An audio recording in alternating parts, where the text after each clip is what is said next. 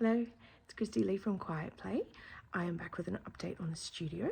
The walls are done, the floors are in, it's looking beautiful. Thought you might like to have a look before I make a mess and move all the furniture in. Let's have a look. Since the last update, we have had the lights added. So you can see there's some coach lights out the front, which are a bit cute.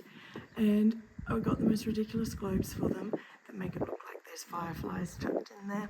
It's a bit pretty.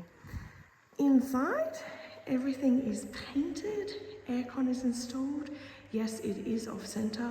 It had to be because of pipes, cords, I don't know, something.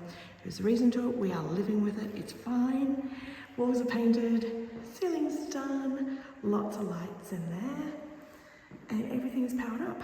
Heaps of power points, including USB ones, and the flooring is done, which I love. So it's vinyl planking and it's super pretty. Oh, and in case you're wondering, here's what those ridiculous globes look like. Aren't they the best? I forgot to show you. This is what my family got me for my birthday studio warming gift, signed with my logo. Just got to decide where I'm going to put it, but I do love it. You may have noticed that there's no skirting board on the wall behind me. That's intentional. So we're going to be putting bookcases in there flush against the walls, and that will have all my fabric storage.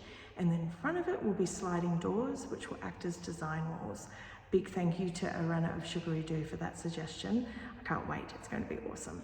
So that is happening next. The builder will be back to install the doors.